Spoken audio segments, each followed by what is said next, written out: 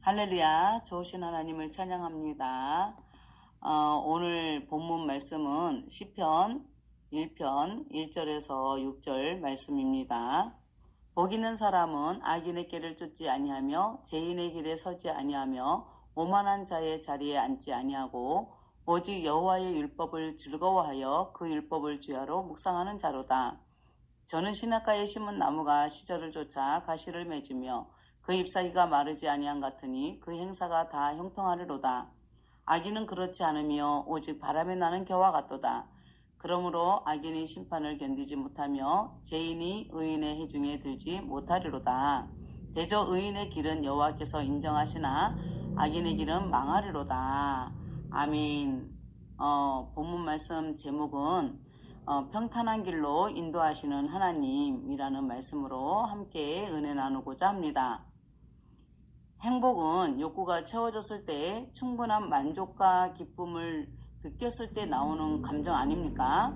사람의 마음을 기쁘게 하거나 상하게 하는 것은 감정을 느껴서 일어나는 슬픔이나 기쁨, 좋거나 싫은 것에 마음이나 심리 상태에 있기 때문에 하나님의 말씀을 보더라도 그 사람의 마음을 잘 헤아려야 함을 깨달을 수가 있습니다. 감정을 좋게 하면 손해될 것이 아무것도 없지 않습니까? 대표적으로 야곱의 아버지인 이삭이 형에게 가야 할 복을 야곱에게 축복하고 그 어미 리브가는 자식들을 잃을 수 없으니까 형의 분노가 풀려서 야곱이 행한 일을 잊어버리거든 데리고 오겠다라고 하여서 삼촌인 라반에게 보내서 거기에서 험악한 세월을 보내고 자기 고향으로 돌아올 때에 형의 감정을 푼 후에 만나려고 하지 않았던가요? 이와 같이 창세기 32장 20절에 또 너희는 말하기를 주의 종 야곱이 우리 뒤에 있다 하라 하니 이는 야곱의 생각에 내가 내 앞에 보내는 예물로 형의 감정을 푼 후에 대면하면 형이 혹시 나를 받으리라 함이었더라 라고 하신 이 말씀을 보게 되면은 그 생각이라는 것이 야곱의 생각이 증명이 돼야 되는 것이고 그 다음에 내가 내 앞에 보내는 예물로 이거는 이제 자원제예요. 친교할 수 있는 자원하는 예물을 형의 감정을 푼다라고 하는 것은 형을 존중하는 거죠. 형을 존중하고 그 다음에 화목하기 위해서 그 감정을 푼 후에 대면하면 형이 혹시 나를 받으리라. 이제는 그 증명이 되니까 받아들일 수 있도록 이렇게 하나님의 말씀이 험악한 세월을 보내고 나면 이제 모든 것들이 이해가 되는 거예요. 그러니 형의 감정을 풀어서 존중하다는 뜻에서 증명할 수 있는 것은 서로 용서하고 화목을 전제로 하는 거죠. 그러므로 잠언서 26장 24절에 감정 있는 자는 입술로는 꾸미고 속에는 계율을 품나니 우리가 사람을 볼 때 사람의 마음을 잘 살피는 것은 하나님이 살피시죠. 입술로는 아주 모르는 척 그런데 뭐예요? 속에는 사기를 치고 속이고 간사한 마음을 가지고 있단 말이죠. 그러니까 26절에 게을러 그 감정을 감출지라도 그 악이 회중 앞에 드러나리라. 감정을 감출지라도 어떻게 되는 거예요? 자기의 마음의 감정을 감추기 위해서 옷을 더 겹겹이 입는 것, 자기 생각을 감추는 것이 옷을 더 겹겹이 입는 것을 얘기해요. 그러니까 비밀을 가리려고 하면은 더 감추게 되는 거죠. 그러나 그 악이 회중 앞에 드러나리라. 이제 광고가 되는 거예요, 완전히. 그러니까 자신의 마음 안에서 감정이 증오가 되고 이제 증오하고 게을러 미워하고 거짓을 말하고 있는데 감춘다고 감춰지지 아니하고 오히려 드러나니까 뉴스에서 광고가 돼버려요. 이와 같이 우리는 본문에 있는 말씀 시편 1편 1절에 복 있는 사람은 악인의 길을 쫓지 아니하며 죄인의 길에 서지 아니하며 오만한 자의 자리에 앉지 아니하고 복 있는 사람은요 감탄사인데 얼마나 행복한지 정직한 자가 행복한 것이고 번영하게 되고 특별히 평탄하게 되는 거예요. 그래서 오늘 본문 말씀이 그 제목이 뭡니까? 평탄한 길로 인도하시는 하나님. 이렇게 평탄한 길, 복 있는 사람은 악인의 길을 쫓지 아니하며 죄인의 길에 서지 아니하며 오만한 자의 자리에 앉지 아니한다 그랬어요. 복 있는 자는 정직하기 때문에 평탄한 길로 갈 수밖에 없고, 얼마나 행복한지에 대하여 자신을 알고 가는 세계가 바로 평탄한 길로 인도하시는 하나님을 보면서 가게 되는 것입니다. 시편 41편 2절에 여호와께서 저를 보호하사 살게 하시리니 저가 세상에서 복을 받을 것이라. 주여 저를 그 원수의 뜻에 맡기지 마소서. 세상에서 복을 받는 것이 평탄한 거예요. 정직한 것이고, 그리고 원수의 뜻에 맡기지 않는 것이 그들이 가지고 있는 그 생물, 그들이 가지고 있는 동물적인 거, 이런 것에 맡기지 않게 되는 거죠. 잠언서 3장 18절에 지혜는 그 얻는 자에게 생명나무라. 지혜를 가진 자는 복되도다. 하나님의 말씀에 딱 달라붙어 있어야지 우리가 따라가는 것이 뭐냐면 지혜예요. 하나님 말씀에 딱 달라붙어서 따라가는 것이 바로 지혜입니다. 그것이 생명나무죠. 지혜는 그 얻는 자에게 생명나무라. 지혜를 가진 자는 복되도다. 할렐루야. 잠언서 23장 19절에 내 아들아 너는 듣고 지혜를 얻어 내 마음을 정로로 인도할지니라. 지혜를 얻는 것은요, 행동 양식이에요. 그러니까 그 지혜를 얻는다라고 하는 것은 뭐냐면은 그 행동 양식이 내가 걸음마다 하나님의 약속하신 그 율법 십계명의 말씀이 내 마음 안에 들어가는 것인데, 예수 그리스도의 말씀으로 마음을 인도하며 간다는 것이에요. 2절에 오직 여호와의 율법을 즐거워하여 그 율법을 주야로 묵상하는 자로다. 아멘. 이 율법은 뭐냐면은 십계명이죠. 그 십계명이 주야로 묵상하는 것이 뭐냐면은 이 말씀은 가지고 있다 하나 불평이 나오고 불만이 나올 때는 중얼거려요. 그런데 기쁘거나 화날 때에도 중얼거리죠. 그러나 이것을 좀 더 신중하게 생각하고 연구하고 하다 보면 확증이 되는데, 율법이 십계명으로서 내 안에 있어요. 그래서 이 내 안에 있는데 말씀을 보면서 내 안에 있었는지 더 확증함으로써 자신을 봐야 자신이 기쁘거나 화나거나 감정에 의해서 중얼거리지 않겠습니까?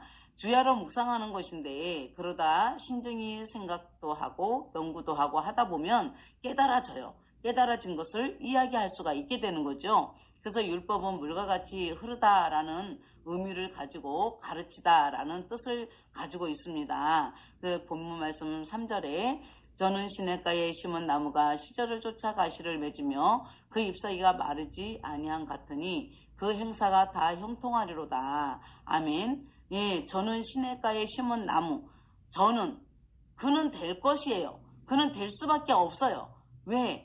이렇게 복 있는 사람은 주야로 하나님의 말씀을 묵상하고 있으니까 될 것입니다. 그는 될 수밖에 없습니다. 왜요? 시냇가에 심은 나무가 시절을 쫓아 가시를 맺는다 그랬죠. 그러면 이 시냇가라고 하는 것이 뭐냐면은 이 개울에 그러니까 물을 대는 작은 운하인데요. 쪼개기도 하고 나누기도 하고 이런 것이 돼요. 그러면 하나님의 말씀이 이 율법이 내 안에 들어와서 흐르게 되면 가르치는 거라 그랬어요. 그러면은 그 시냇가에 심은 이 말씀이 이제 쪼개지고 나누어지고 작은 운하로서 물을 대줄 수 있는 그러한 운하를 가지고 있는데, 이 시냇가에 심은 나무가 이식을 한 거예요. 그러니까 생명의 말씀을 아는 자가 있으면 이 말씀이 흘러가기 때문에 그 사람을 보면서 하나님의 뜻을 또 알아가는 것도 되는 겁니다. 그러면 이제 나무가 시절을 쫓아서 하는 것이 뭐냐면은 하나님의 말씀 율법이 물과 같이 흐르다라는 의미를 가지고 있으면 이와 같이 되기 위해서는 계속 내가 반복을 해야 돼요. 저녁이 되고 낮이 되고 밤이 되고 내가 하는 것만큼 알아지는 거를 이야기하는데요. 이 가시를 맺는다라고 하는 것은 뭐냐면은 그 부서진 조각으로 뽑는 그 불임절이 되는 거예요. 이 제비 뽑는다라는 뜻도 가지고 있습니다. 그렇기 때문에 그 잎사귀가 마르지 아니한 같으니 그 행사가 다 형통하리로다. 아멘. 그래서 시편 33편 10절에 여호와께서 열방의 도모를 폐하시며 민족들의 사상을 무욕해 하시도다. 그러니까 이렇게 그 열방의 도모는 그 잘못된 거 그리고 아니면은 충고하는 거 이러한 것들을 이제 완벽하게 이 불임절 조각으로 뽑는 거예요. 이 폐하다는 것이 뭐냐면은 제비 뽑는 건데 민족들의 사상을 무효케 하는 거예요. 단련시키는 거죠. 그래서 11절에 여호와의 도모는 영영이 서고 열방의 도모는 안 돼요. 그러나 여호와의 도모는 영영이 서고 그 심사는 대대에 이르리로다. 하나님을 안다라고 할 때는 내가 받냐 안 받냐의 차이에 있어요. 그러면 믿음은 허상을 말하는 것이 아니고 하나님을 아는 지식이 먼저 있어야 그 말씀의 지식에 성령이 보증하시는 거거든요. 아멘. 자기 머리 믿어봐야 실수투성이에요. 그러니까 이 가실은 보상이며 부서진 조각으로 이 제비 뽑다라는 의미가 있는 것이 아까 말씀에 가시를 맺으며 불임절입니다. 이 불임절이라고 하는 것은 제비를 뜻하는데요. 이렇게 그 하만 이름이 나오는 때마다 그 해중이 일제히 그의 이름은 말살될지어다 악인의 이름은 소멸될지어다 막 이렇게 한 거거든요. 그래서 이 하만이 그 자기의 그 잔머리를 씀으로 인해 가지고 이 하만의 이름이 나올 때마다 모르드게를 그 장대에 매달으려고 장대를 세워놨는데 그 자기 장대에 자기가 세워진 그 장대에다가 하만이 죽었지 않습니까? 이와 같이 악인의 이름은 소멸될지어다 라고 외치는 그 습관이 있어서 오늘날 유대인 해당에서는 이렇게 이러한 것들 이러한 것들 때문에 이 에스더의 그 낭독이 에스더서가 낭독이 행해지고 이제 그렇게 할 때마다 나온 그것으로 인해서 유대인이 하만의 관계에서 구원된 것을 기념하기 위해서 기념하기 위해서 2월달이나 3월달 아달월이라고 하는데요. 14일 15일에 이렇게 지켜진 것이 불임절입니다. 그러니까 6월절 전달에 14일이나 15일에 그 일이에요. 그러니 미리 이 유대인이 구원된 날인 13일에 준비하고 금식하고 14일 저녁에 별빛이 보이기 시작하는 때부터 에스더서가 이제 낭독이 됩니다. 그럴 때마다 그런 이야기가 이제 나온 거죠. 그러니 정직해야 된다. 우리는 그 나의 머리를 믿어서는 안 된다라는 것을 여기에서 또 볼 수가 있는 것입니다. 시편 1편 4절에 악인은 그렇지 않으며 오직 바람에 나는 겨와 같도다. 악인은 그렇지 않다 그러는데 여기서 악인은요 생각만 악한 것이 아니에요. 활동적으로 악한 자, 사악하게 행하는 자를 이야기합니다. 이러한 자는 오직 바람이 나는 겨와 같도다. 이 겨와 같다라고 하는 게 뭐냐면요 키질하는 거예요. 도리깨질 하는 것이고 그러면은 알곡은 안으로 그리고 그 완견은 밖으로 나가죠. 그래서 이러한 것을 5절에 그러므로 악인이 심판을 견디지 못하며 심판을 견디지 못하며 죄인이 의인의 해중에 들지 못하리로다. 이 심판이라는 것은요 법률이거든요. 가치 있는 거. 그러면 이제 이 심판을 잘못하면 가치 없게 해버리잖아요. 그러니까 견디지 못하며 이제 가치 있는 심판을 하니까 견디지 못하는 거예요. 그래서 죄인이 의인의 해중에 들지 못하리로다. 이 말씀을 보게 되면 죄인과 악인은 섞일 수가 없어요.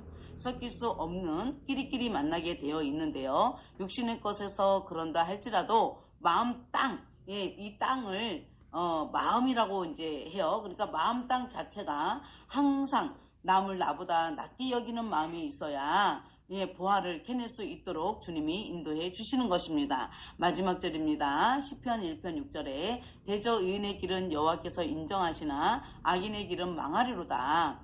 인정한다는 것이 뭐냐면요 직접 보아서 알다 분별하다 이런 뜻이에요. 그러면은 이 길이라고 했어요.